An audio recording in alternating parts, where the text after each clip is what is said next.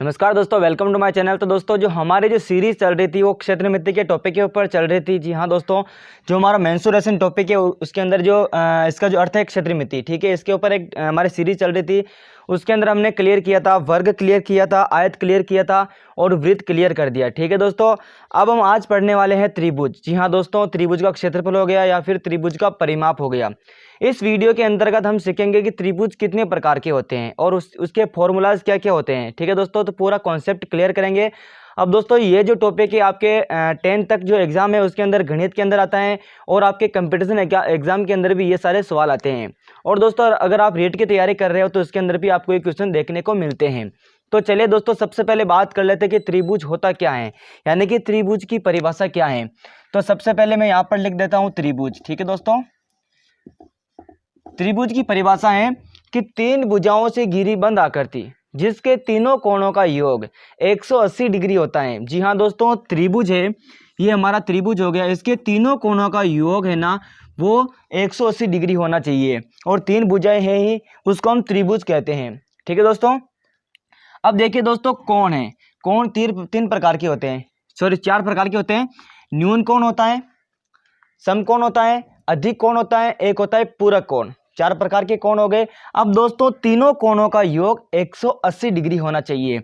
अब दोस्तों इन कोणों का समूह है, या तो एक कोण 90 डिग्री हो सकता है, 90 डिग्री हो गया, दूसरा 45 हो सकता है, या फिर 60 हो सकता है, 45 90 ये हमारा कोण हो गया।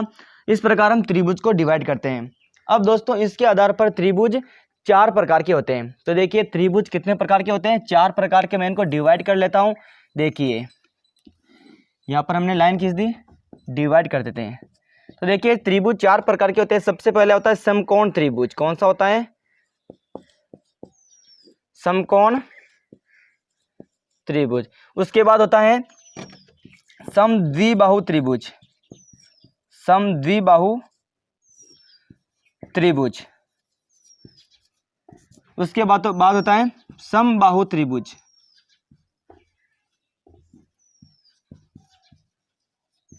और उसके बाद है विषम बाहु त्रिभुज, विषम बाहु त्रिभुज। इस प्रकार हमारे 4 प्रकार के त्रिभुज होते हैं। देखिए कौन कौन से? समकोण त्रिभुज हो गया, समद्विबाहु त्रिभुज हो गया, समबाहु त्रिभुज हो गया, एक हो गया विषम बाहु त्रिभुज। ठीक है दोस्तों, समकोण त्रिभुज किसे कहते हैं? जिसका एक कोण 90 डिग्री का होता है। ठीक है दोस्तों, एक कोण कितने डिग्री का होता है? 90 डिग्री का समकोण त्रिभुज हो गया। एक होता है समद्विबाहु त्रिभुज, इनकी जो 2 भुजाएं हैं वो होती हैं, वो समान होती हैं। ये 2 भुजाएं समान होती है, तीसरी भुजा अलग होती है। ये हो गया हमारा समद्विबाहु त्रिभुज। एक होता है समबाहु त्रिभुज। समबाहु त्रिभुज के अंदर तीनों भुजाएं होती हैं वो एक समान होती हैं, ये तीनों भुजाएं समान होती हैं। उसके बाद है एक विषम बाहु त्रिभुज। विषम बाहु त्रिभुज के अंदर तीनों भुजाएं अलग अलग होती हैं। ठीक है दोस्तों, ये तीनों भुजाएं अलग अलग होती है, यानी कि कोई भी भुजा समान नहीं होती है। इन सभी के फॉर्मूलाज अलग अलग होते हैं। तो चलिए दोस्तों हम क्वेश्चन के माध्यम से इन सारे के फॉर्मूलाज क्लियर करते हैं और इनके सवाल क्लियर करते हैं। तो देखिए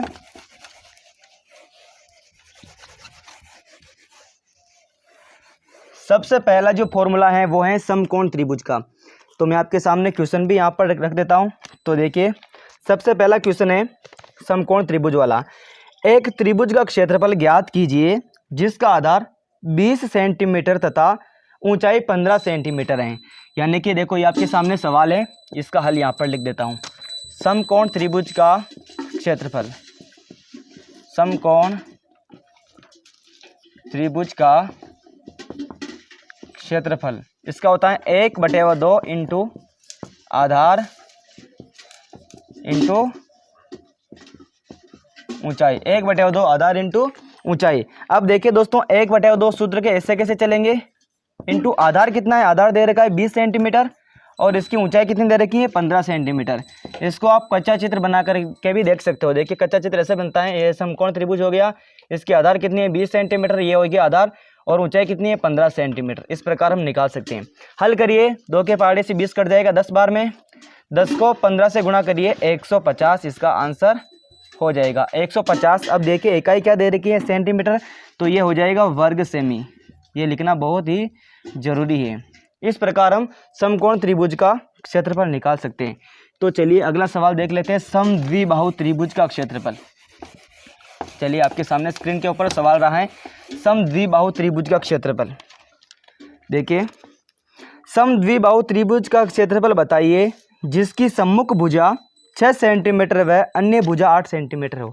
चलिए दोस्तों, इनका जो सूत्र है वो देखिए, समद्विबाहु त्रिभुज का क्षेत्रफल। समद्विबाहु त्रिभुज का क्षेत्रफल होता है b/4 √4a² माइनस b²। अब देखिए दोस्तों, ये हमारा समद्विबाहु त्रिभुज है, ठीक है दोस्तों। इनकी दो भुजाएं, सम्मुख भुजा समान होती है और ये तीसरी भुजा होती है। अब दोस्तों सम्मुख भुजा समान होती है तो इनका सम्मुख कोण भी समान होता है, ठीक है दोस्तों। ये भी समान हो गया, ये भी समान हो गए। अब देखिए दोस्तों, सम्मुख भुजा इसको a मानते हैं और जो दूसरी भुजा है उसको b मानते हैं। अब देखिए दोस्तों, त्रिभुज का क्षेत्रफल बताइए जिसकी सम्मुख भुजा 6 सेंटीमीटर है और ये वाली भुजा कितनी है, ये दोनों 6 की है और ये 8 की है। तो चलिए b का मान कितना है, 8 है। मैं यहाँ पर मान रख देता हूँ, 8/4 सूत्र के रख जाएंगे, √ वापस 4 सूत्र के इंटू a का स्क्वायर यानी कि 6 का स्क्वायर लग जाएगा, माइनस b का स्क्वायर। b कितना है हमारे पास, b हमारा 8 है, 8 का स्क्वायर कर दो।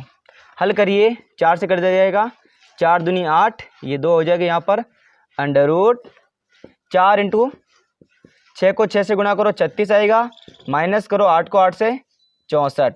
देखिए अब क्या करना है, दो ऐसे कैसे लिख दो, ये वाले दो ऐसे कैसे लिख दो, √ के अंदर इनको हासिल देखो हल कर लो। 4 को 36 से गुणा करो, 4 × 24 हासिल के 2, 4 × 12 और 2 14 है, 144 माइनस 64। इनमें से इनमें बाकी निकाल दो तो 2 √ कितने बजाएंगे, 80, ठीक है दोस्तों। अब क्या करना है, इसको हल करना है ना 80 को, तो 80 के फैक्टर निकाल लो। 80 के फैक्टर निकाल सकते हैं हम, देखो 4 × 4, 4 चौक 16 हो जाता है, इंटू 5, 4 चौक 16, 16 पंजे 80। तो क्या करेगा, इस 2 4 में से एक 4 बाहर निकल जाएगा, यानी कि 2 × 1 4 बाहर निकल गया, √ में 5 ऐसे के ऐसे ही कर दो। अब क्या होगा, आंसर हो जाएगा इसका 2 × 4 को गुणा कर दो, 2 चौके 8 और √ 5 ऐसे कैसे 8 √ 5 इसका आंसर निकल करके आ गया। तो चलिए अगला सवाल देख लेते हैं। अगला सवाल है समबाहु त्रिभुज के ऊपर। अगला सवाल है समबाहु त्रिभुज, यानी कि जिनकी तीनों भुजाएं समान होती है वो समबाहु त्रिभुज कहलाता है। चलिए समबाहु त्रिभुज का सवाल है, एक समबाहु त्रिभुज जिसकी भुजा 8 मीटर है, तो इस त्रिभुज का परिमाप तथा क्षेत्रफल ज्ञात कीजिए। ठीक है, ज्ञात कर लेते हैं। चलिए तीसरा सवाल है,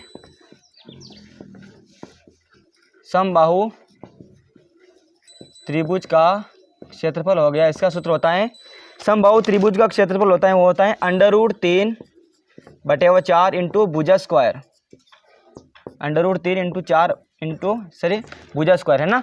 अब क्या करना है, √3 ऐसे कैसे, बटेवा में 4 ऐसे कैसे, भुजा कितनी दे रखी है, भुजा दे रखी है 8 मीटर।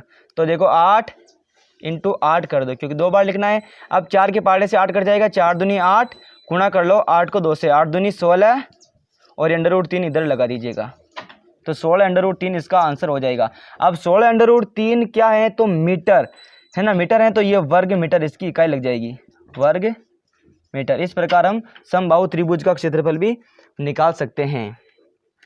चलिए आपके सामने अगला सवाल है, समबाहु हो गया, उसके बाद विषमबाहु त्रिभुज का क्षेत्रफल निकाल लेते हैं।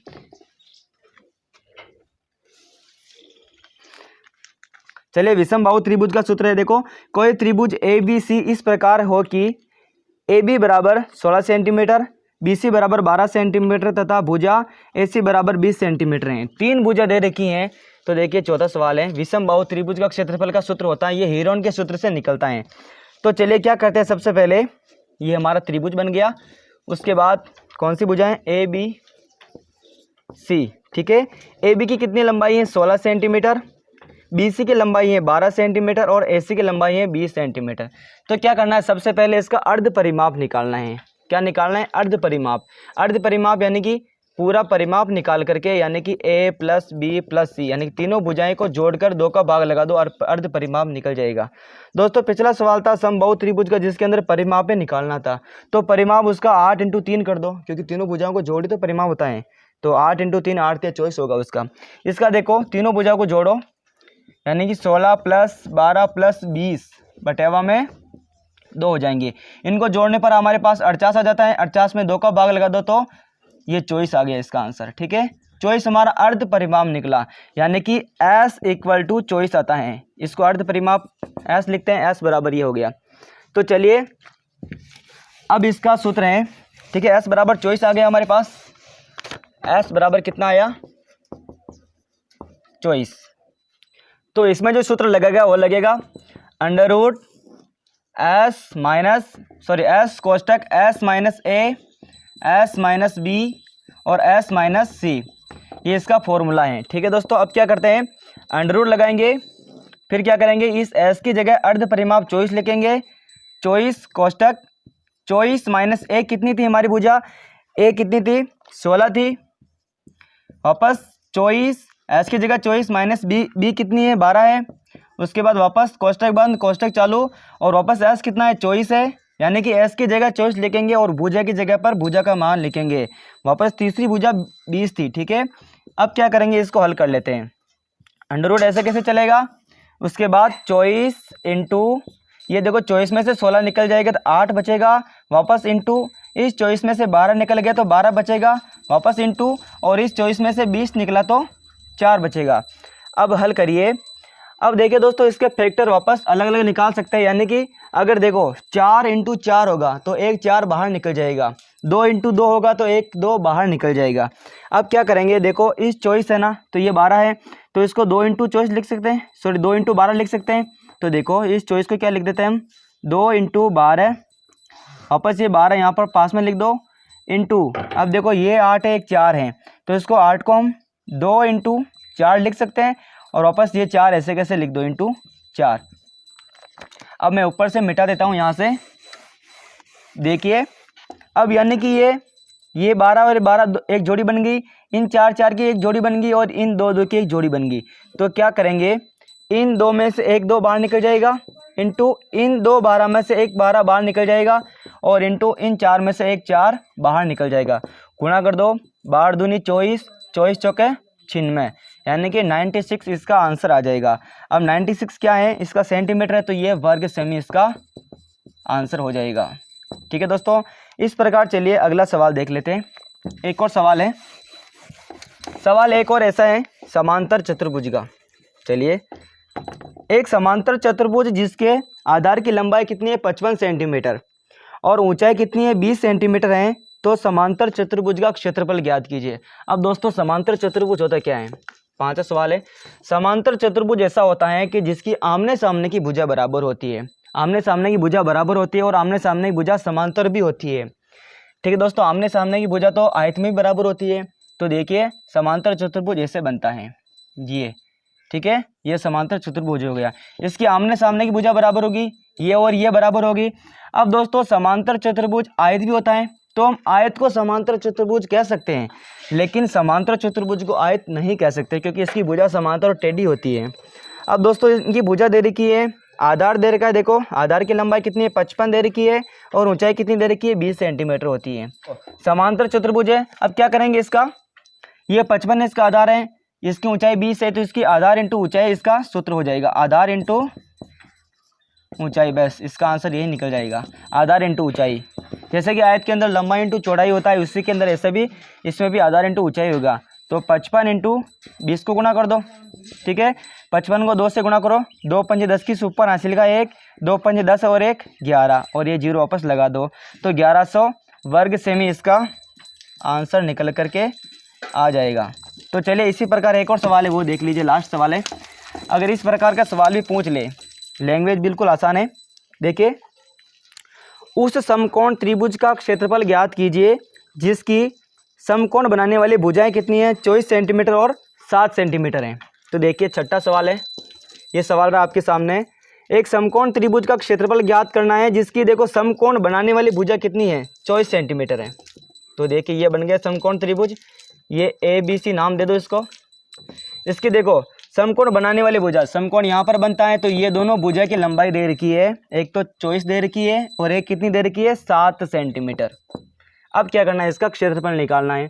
तो क्षेत्रफल निकालने के लिए क्या करेंगे, समकोण त्रिभुज का क्षेत्रफल क्या होता है, 1/2 इंटू आधार इंटू ऊंचाई होता है, 1/2 इंटू आधार इंटू ऊंचाई। ठीक है दोस्तों, 1/2 आधार इंटू ऊंचाई। अब क्या करते हैं, इसके अंदर 1/2 ऐसे कैसे लिख देंगे, देखिए 1/2 इंटू आधार कितना है 24 है, इंटू ऊंचाई कितनी है 7 है।